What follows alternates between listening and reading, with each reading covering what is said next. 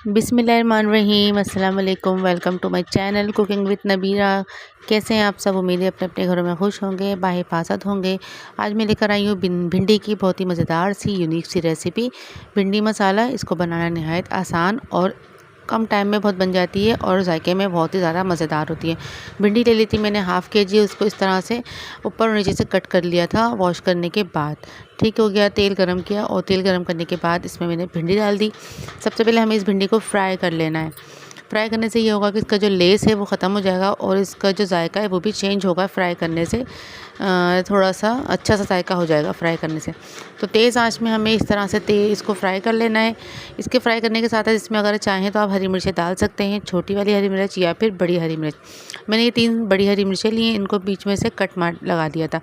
तो कट लगाने के बाद इसको भी इसके साथ फ्राई कर लेना है।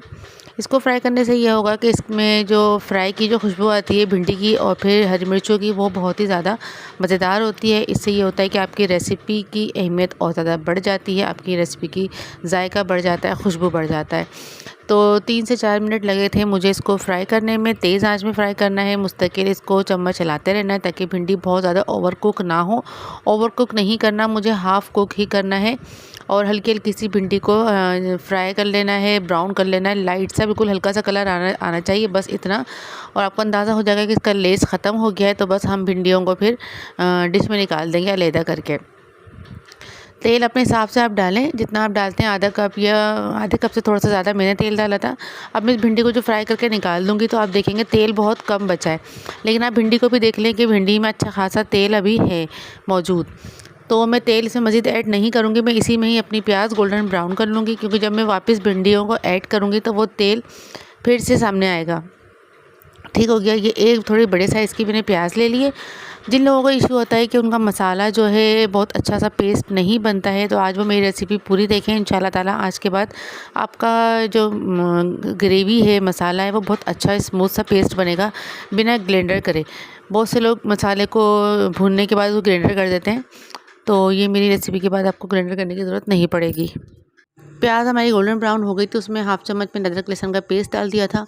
इसके अलावा मैंने डाला है हाफ़ चम्मच हल्दी पाउडर, 1 चम्मच कुटी हुई लाल मिर्चें और आधे चम्मच मैंने धनिया पाउडर डाल दिया है और आधे चम्मच मैंने ज़ीरा पाउडर डाल दिया है। हस्बे टेस्ट अपने हिसाब से इसमें नमक ऐड कर दें। अच्छा भाई, इसको अब भूनना है। भूनने के लिए आप अपना हिसाब ऐसा रखें कि आप आधा कप आप अपने पास पानी रख लें और इसको भूनते जाएँ। जब ये देखें आपको पानी बिल्कुल ड्राई हो रहा है, ये बिल्कुल दानेदार हो रहा है, तो आप आधे कप में से 4 से 5 टेबल स्पून पानी इसमें डाल दें और फिर इसको भूनें। और फिर जब पानी ड्राई हो जाए तो फिर आप थोड़ा-सा और पानी ऐड करें और फिर इसको भूनें। इस तरह से आधा कप पानी आप पूरा कंप्लीट कर दें इसमें थोड़ा-थोड़ा डालने के बाद। तो ये होगा कि आपका जो मसाला है बहुत अच्छा-सा फ्राई हो जाएगा, भुन जाएगा। कच्चापन इसमें बिल्कुल नहीं होगा। तो अब आप देखिएगा इसको मैं पेस्ट किस तरह बनाती हूँ, बिना किसी मशीन के यूज़ किए हुए। अच्छी तरीक़े से हमारा मसाला जो है वो गल जाएगा, भुन जाएगा सॉरी। भुनने के बाद अब हम इसमें क्या ऐड करते हैं ये देख लें आप। बहुत मज़ेदार सी मेरी इसमें खुशबू आ रही है अदरक लहसुन की, मिर्चों की। मैंने कुटी हुई मिर्चें ऐड की हैं। ये कुटी हुई मिर्चें अगर आप चाहें तो पिसी हुई भी ऐड कर सकते हैं, लेकिन इस रेसिपी में कुटी हुई मिर्चें ज़्यादा अच्छी लगती हैं। तो ये देखिए मैंने तकरीबन 5 से 6 टमाटर लिए थे, उसको मैंने ऊपर से कट करने के बाद हाफ़ कर दिए थे। हाफ़ करने के बाद इस तरह से आप मसालों में इसको लगा देंगे, ठीक है। और थोड़ा-सा पानी 2 से 3 चम्मच पानी ऐड करेंगे और इसको ढक के रख देंगे 3 से 4 मिनट के लिए मीडियम आंच पे। 3 से 4 मिनट के बाद जब आप हटाएँगे तो आप देखेंगे टमाटर आपके बहुत अच्छे से गल चुके होंगे। अब हम चेक करते हैं कि इनके जो ये छिलके हैं वो रिमूव हमने नहीं किए थे, इनके छिलके अब मैं रिमूव करूँगी। तो ये देखिए इस तरह से आप उठाएँगे, ये टमाटर गल चुके हैं, तो जो इसके छिलके हैं वो आराम से रिमूव हो जाएंगे। अब जो ग्रेवी बनेगी वो बहुत ही मज़ेदार सी बन जाती है। अगर आप टमाटर को बारीक-बारीक काट के डालते हैं तो वो छिलके एक तो रिमूव नहीं होते और फिर दूसरी बात छिलके कभी भी गलते नहीं हैं टमाटर के। तो इस मेथड से आप बनाएँगे तो आपका जो सालन का जो पेस्ट है, ग्रेवी है, मसाला है, बहुत स्मूथ सा और बहुत ही ज़्यादा मज़ेदार सा बनता है। तो इस तरह हम चम्मच की मदद से पहले इसको अच्छी तरीके से प्रेस कर लेंगे।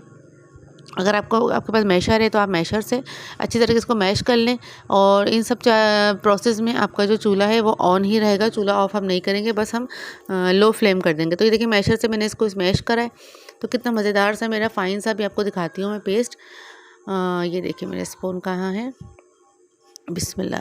ये देखिए माशाल्लाह से कितना प्यारा सा मेरा पेस्ट बिल्कुल रेडी हो चुका है। मसाला मेरा बिल्कुल भुन चुका है अच्छी तरीके से। अब जब मसाला अच्छी तरीके से भुन जाएगा, अब हमें इसमें डालना है भिंडी, और थोड़ा-सा जो हमें ग्रेवी लगानी है उसके लिए हम थोड़ा-सा इसमें पानी डालेंगे, क्योंकि इस वक्त अगर हमने भिंडी डाली तो ये सारा का सारा मसाला गायब हो जाएगा।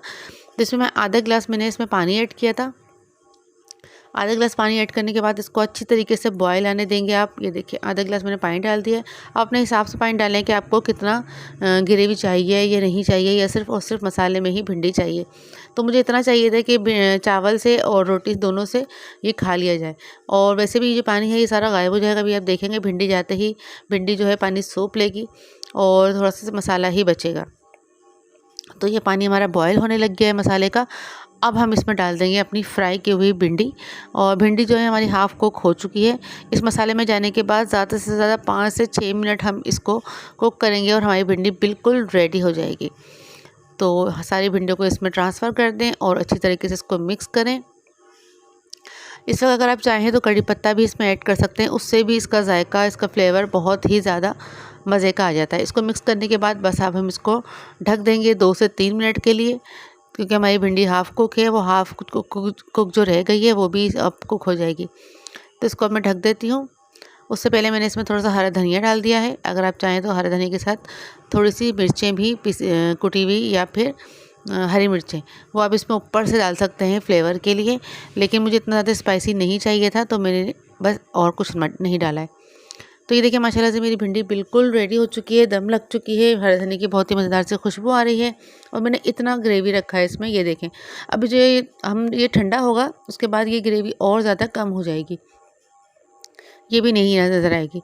तो वीडियो कैसी लगी मेरी आपको? अगर पसंद आई है तो लाइक करें, शेयर करें, कमेंट करें। अगर अभी तक आपने मेरा चैनल सब्सक्राइब नहीं किया है तो प्लीज़ मेरे चैनल को सब्सक्राइब करें, बेल आइकन को लाजमी थम करें। मुझे दीजिए इजाज़त। अल्लाह हाफ़िज़।